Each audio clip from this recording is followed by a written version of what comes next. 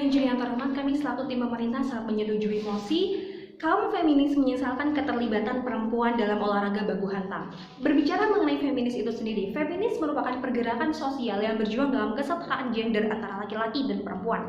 Dasar dari pergerakan ini berdiri di atas pandangan sebelah mata dunia mengenai perempuan itu sendiri. Untuk itu, tujuan yang harus dicapai dalam pergerakan ini adalah kesetaraan hak-hak antara perempuan dan laki-laki. Namun kenyataannya, Dewan Juri yang terhormat, kondisi yang ada saat ini banyak anggapan bahwa kesetaraan yang diperjuangkan adalah tuntutan dari kesamaan, seperti segala sesuatu yang dapat dilakukan atau dikuasai laki-laki harus juga dikuasai oleh perempuan. Hal inilah yang sangat urgent, Dewan Juri yang terhormat, karena sejatinya kesetaraan bukanlah suatu kesamaan. Dan ini akan mengakibatkan penyalahartian dari masyarakat itu sendiri mengenai feminis dan nilai-nilai yang akan diperjuangkan oleh feminis itu sendiri. Saya akan memberikan dua parameter bagaimana seharusnya feminis atau pergerakan ini berjalan secara ideal.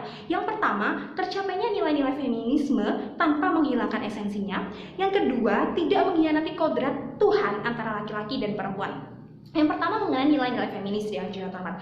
Nilai-nilai feminisme yang akan dicapai berfokus pada hak-hak perempuan. Perjuangan dilakukan seperti kampanye, memberikan kesempatan-kesempatan dan ruang kepada perempuan untuk masuk ke dalam hal-hal atau bidang-bidang yang dulunya hanya didominasi atau bahkan hanya dikhususkan untuk kaum laki-laki saja, seperti di bidang pendidikan, pekerjaan, politik, peran keluarga, bahkan peran masyarakat itu sendiri.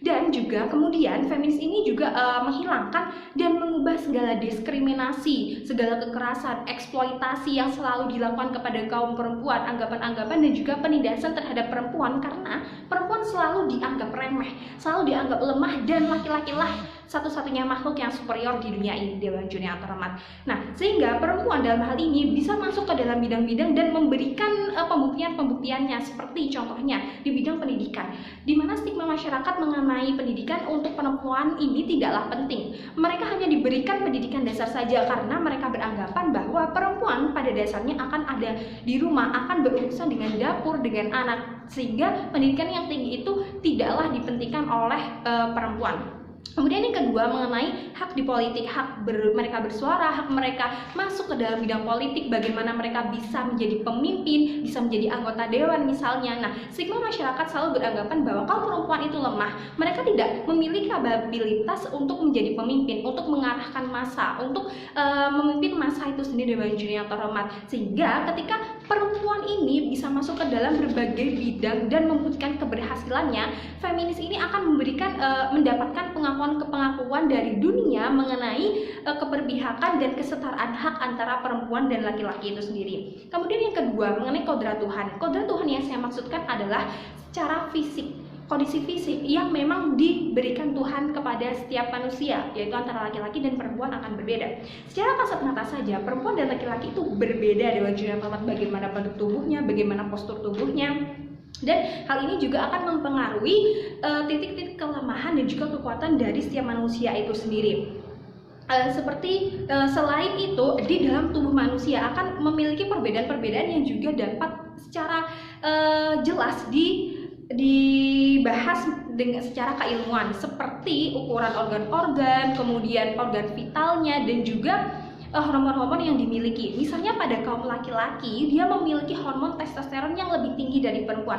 Hormon testosteron inilah yang akan berakibat kepada massa otot laki-laki yang akan lebih besar dengan perempuan, yang juga akan mempengaruhi kekuatannya dalam beraktivitas atau melakukan kegiatan-kegiatan. Contohnya saja dalam kemampuan berlari, Dewan Juri yang terhormat. Kemampuan berlari antara perempuan dan laki-laki itu berbeda. Akan lebih cepat laki-laki karena massa ototnya yang lebih berat, kemudian bagaimana dia mengontrol pernafasannya karena kapasitas paru-parunya yang lebih besar daripada perempuan, sehingga dalam hal ini tidak bisa kita samakan dan akan mencederai nilai-nilai dari feminis itu sendiri. Saya akan memberikan penjelasan mengapa tidak adanya perempuan dalam olahraga baku hantam ini akan lebih baik, karena olahraga ini mencederai dua parameter ideal bagaimana seharusnya feminis itu berjalan. Yang pertama, ketika hal ini terjadi, bukanlah kesetaraan yang didapatkan tetapi kesamaan, Dewan Juri yang terhormat. Kesamaan berbeda dengan kesetaraan. Ketika kita berbicara mengenai kesamaan, A haruslah A di dalam berbagai bidang tanpa toleransi apapun.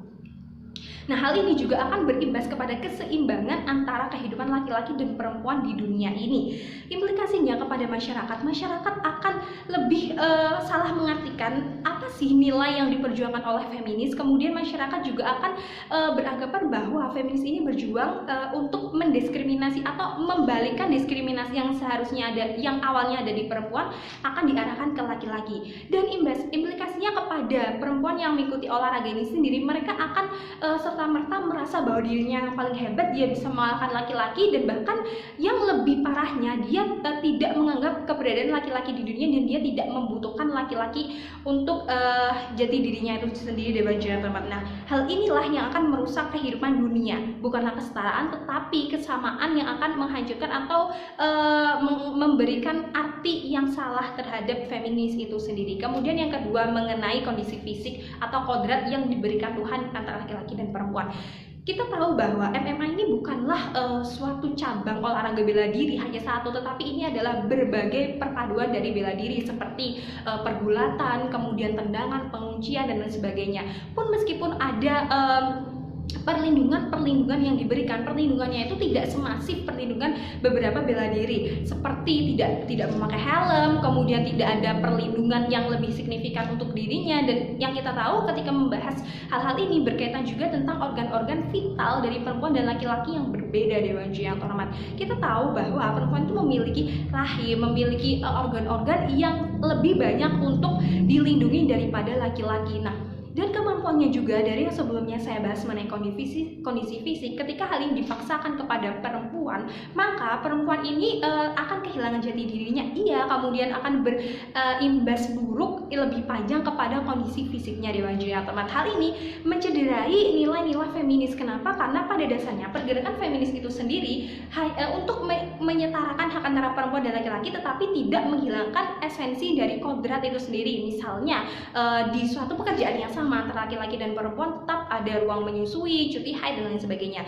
Untuk itu Dewan Juro yang terhormat, karena menghilangkan esensi kesetaraan dan juga mengkhianati kodrat yang bukan merupakan nilai yang harus dicapai dari feminis ini, kami merasa sebagai feminis menyesalkan.